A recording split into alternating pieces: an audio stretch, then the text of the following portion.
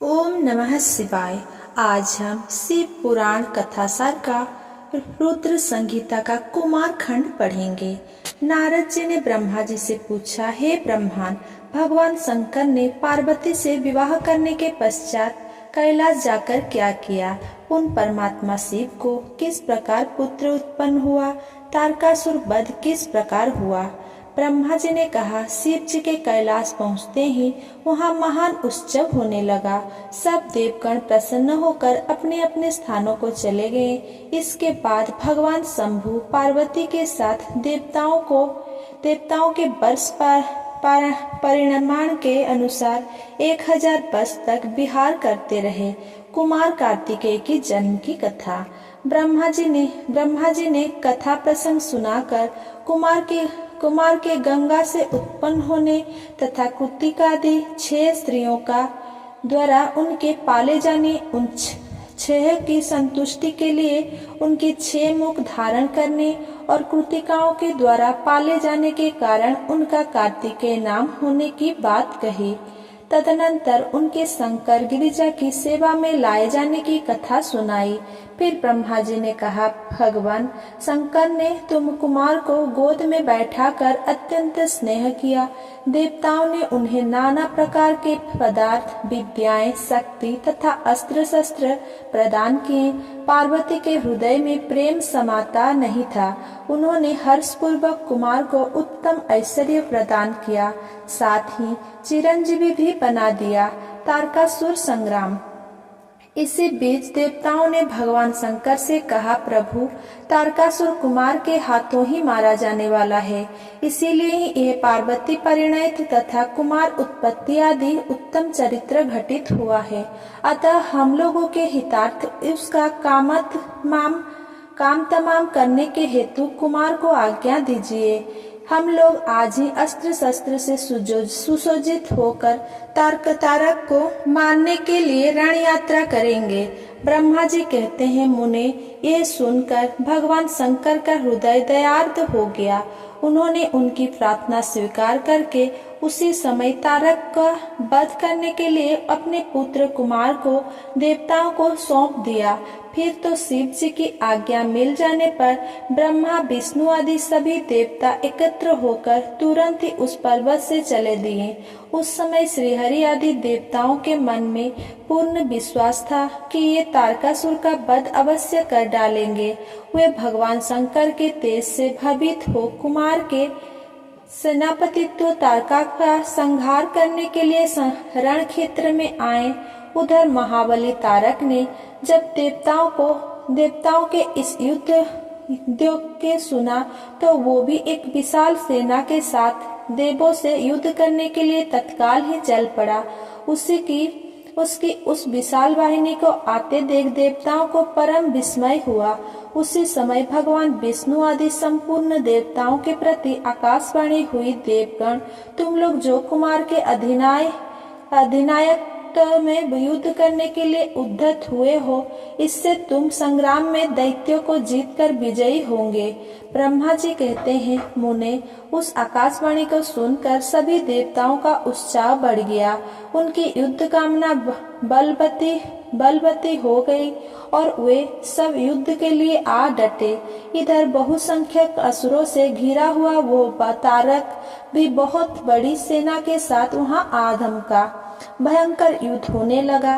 भगवान श्रीहरि ने अपने आयुध सुदर्शन चक्र और शंख धनुष को लेकर युद्ध स्थल में महादैत्य तारक पर आक्रमण किया। तदनंतर सबके देखते देखते श्रीहरि और तारकासुर में अत्यंत रोमांचकारी महायुद्ध छिड़ गया। तब ब्रह्मा जी ने स्वामी कार्तिकेय से कहा, हे पार्वती सुत, विष्णु और तारकासुर का यह व्यर्थ युद्ध शोभा नहीं दे रहा है, क्योंकि विष्णु के हाथों इस तारक की मृत्यु नहीं होगी। ये मुझसे वरदान पाकर अत्यंत बलवान हो गया है। हे पार्वती नंदन, तुम्हारे अतिरिक्त इस पापी को दूसरा कोई नहीं मार सकता। तुम शीघ्र ही उस दैत्य का वध करने के लिए तैयार हो जाओ। तारक का संहार करने के निमित्त ही तुम शंकर से उत्पन्न हुए हो। ब्रह्मा जी का यह वचन सुनकर कुमार कार्तिकेय ने प्रसन्नता पूर्वक तथास्तु ऐसा ही होगा कहा तथा वे युद्ध के लिए तत्पर हो गए। कुमार कार्तिकेय के साथ तारकासुर का भयंकर युद्ध होने लगा। सबके देखते देखते कुमार के आघात से तारकासुर सहसा धराशायी हो गया और उसके प्राण पखेरु उड़ गए। महाबली दैत्यराज तारक के मारे जाने पर सभी देवता आनंद मग्न हो गए। उस समय भगवान शंकर भी कार्तिकेय की विजय का समाचार पाकर पार्वती जी के साथ प्रसन्नता पूर्वक वहां पधारे।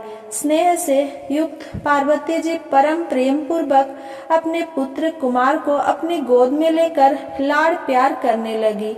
उस समय वहां एक महान विजयोत्सव मनाया गया। देवताओं ने पुष्प वर्षा की। तत्पश्चात भगवान रुद्र जगत जननी भवानी के साथ अपने निवास स्थान कैलाश पर्वत को चले गए। इधर सभी देवताओं ने शंकर नंदन कुमार का स्तवन करते हुए निवेदन किया, हे कुमार, आपने असुर राज तारक को मारकर हम सबको तथा चराचर जगत को सुखी कर दिया। अब आप अपने माता पिता पार्वती और शंकर का दर्शन करने के लिए शिव के निवास स्थल कैलाश पर चलने की कृपा करें। तदनंतर सब देवताओं के साथ कुमार स्कंद शिव जी के समीप कैलाश पहुंच गए। वहां शिव शिवा के साथ सबने बड़ा आनंद मनाया। देवताओं ने शिव जी की स्तुति की। शिव जी ने उन सबको वरदान तथा अभय दान प्रदे कर विदा किया। भगवान गणपति के जन्म की कथा। नारद जी बोले, प्रजानाथ, मैंने स्वामी कार्तिकेय की सब वृतांत तथा उनकी उत्तम कथा सुन ली।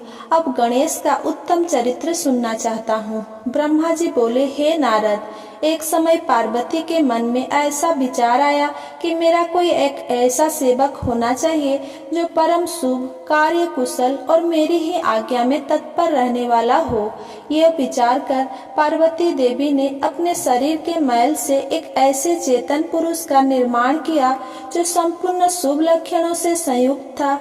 देवी ने कहा, तात, तुम मेरे पुत्र हो, मेरे अपने हो, अतः तुम मेरी बात सुनो। आज से तुम मेरे द्वारपाल हो जाओ।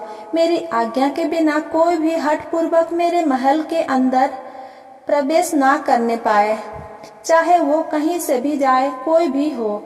ब्रह्मा जी कहते हैं, यो कहकर पार्वती ने गणेश के हाथ में एक सुंदर छड़ी दे दी और गणराज को अपने द्वार पर स्थापित कर दिया तथा सखियों के साथ स्वयं स्नान करने लगी। इसी समय भगवान शिव द्वार पर आ पहुँचे। गणेश पार्वती पति को पहचानते तो थे नहीं, अतः बोल उठे, माता की आज्ञा के बिना अभी भीतर मत जाओ, कारण माता स्नान करने बैठ गई है। महेश्वर के गण उन्हें समझाकर हटाने का प्रयास कर रहे थे, परंतु गणेश वहां से हटे नहीं। शिव गणों एवं गणेश जी का युद्ध होने लगा, पर वे गणेश को पराजित नहीं कर सके। तब स्वयं शूलपाणी महेश्वर ने गणेश से युद्ध करना आरंभ कर दिया। घोर युद्ध हुआ। अंततः गत्वा स्वयं शूलपाणी महेश्वर ने त्रिशूल से गणेश जी का सिर काट डाला। जब यह समाचार पार्वती जी को मिला तब वे क्रुद्ध हो गई और बहुत सारी सखियों को उत्पन्न करके प्रलय जैसी स्थिति बना दी।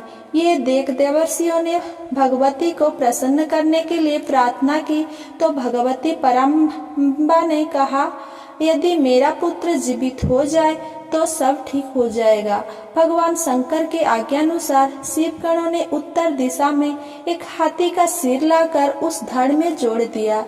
इसके अनंतर देवताओं ने वेद मंत्र द्वारा जल को अभिमंत्रित कर उस बालक के शरीर पर छिड़का, जिससे वह बालक चेतना युक्त होकर जीवित हो गया।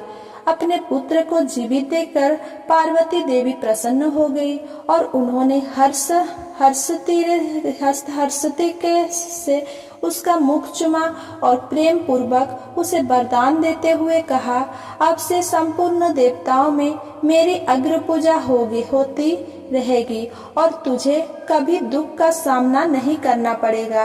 ब्रह्मा जी कहते हैं, हे मुने, तदनंतर ब्रह्मा, विष्णु और शंकर आदि सभी देवताओं ने मिलकर पार्वती को प्रसन्न करने के लिए गणेश को सर्वाध्यक्ष घोषित कर दिया। शिव जी कहते हैं, हे गिरिजानंदन, विघ्ननाशक कार्य में तेरा नाम सबसे श्रेष्ठ होगा, तू सबका पूज्य है।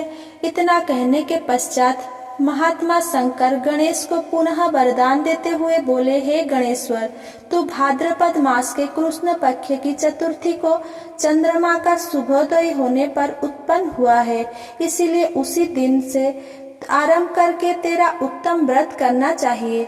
यहाँ शिव जी की चतुर्थी व्रत की शास्त्रोक्त विधि तथा उसकी महिमा का वर्णन प्रस्तुत किया है। गणेश विवाह की कथा।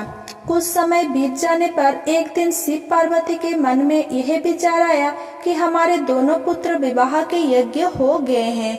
उधर गणेश और कार्तिक दोनों पुत्रों में भी विवाह करने की इच्छा प्रबल होने लगी।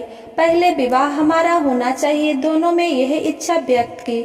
शिव पार्वती ने कहा, सुपुत्रों, हम लोगों ने पहले से एक ऐसा नियम बना रखा है कि जो सारी पृथ्वी की परिक्रमा करके पहले लौट आएगा उसी का विवाह पहले होगा। माता पिता की यह बात सुनकर महाबली कार्तिकेय अपने स्थान से पृथ्वी की परिक्रमा करने के लिए चल दिए, परंतु गणेश वहीं खड़े रह गए। वे मन में विचार करने लगे कि परिक्रमा तो मुझसे हो नहीं सकेगी, अब मैं क्या करूं? गणेश जी ने अपने माता पिता शिव पार्वती को सुंदर आसन पर बिठाया और विधि पूर्वक उनकी पूजा कर 7 परिक्रमाएं संपन्न की और निवेदन किया कि शास्त्रों के अनुसार मेरी पृथ्वी परिक्रमा पूर्ण हो गई, अतः मेरा विवाह पहले कर देना चाहिए। भगवान शिवाशिव ने गणेश जी की बात स्वीकार कर ली और सिद्धि एवं बुद्धि के साथ गिरिजानंदन गणेश का विवाह संपन्न हो गया। उनकी सिद्धि नामक पत्नी से क्षेम और बुद्धि से लाभ नामक पुत्र हुआ। कुमार का कौच पर्वत पर जाना। इधर नारद ने कार्तिकेय को माता पिता के द्वारा छल करने की बात कहकर उन्हें भड़काया। कुमार स्कंद माता पिता को प्रणाम कर क्रोधाग्नि में चलते हुए शिव के मना करने पर भी क्रोंच पर्वत पर चले गए और तभी से वे आज भी वहीं पर है। ब्रह्मा जी कहते हैं, हे देवर्षि, उसी दिन से लेकर वे शिव पुत्र कार्तिकेय कुमार ही रह गए। कृतिका नक्षत्र युक्त कार्तिक पूर्णिमा तिथि में जो व्यक्ति कुमार का दर्शन करता है उसके पाप भस्म हो जाते हैं और उसे मनोवांछित फलों की प्राप्ति हो जाती है। स्कंद का वियोग होने पर उन्हें सुखी करने के लिए शिव पार्वती स्वयं अपने अंग से क्रोंच पर्वत पर गए। वहाँ मल्लिकार्जुन नामक ज्योतिर्लिंग है, आज भी वहाँ उनके दर्शन होते हैं। पार्वती सहित उस शिव को आया जानकर वे कुमार विरक्त होकर वहां से अन्यत्र जाने का उद्यत हो गए। देवताओं और मुनियों को बहुत प्रार्थना करने पर भी वे कार्तिकेय उस स्थान से 3 योजन दूर हटकर निवास करने लगे। हे नारद, पुत्र के स्नेह से आतुर वे दोनों शिव कुमार के दर्शन के लिए पर्व पर वहां जाते हैं। अमावस्या के दिन वहां शिव जी स्वयं जाते हैं और पूर्णमासी के दिन पार्वती जी निश्चित रूप से वहां आ जाती है। हे मुनीश्वर, आपने कार्तिकेय और गणेश का जो वृतांत पूछा वो श्रेष्ठ वृतांत मैंने वर्णित किया।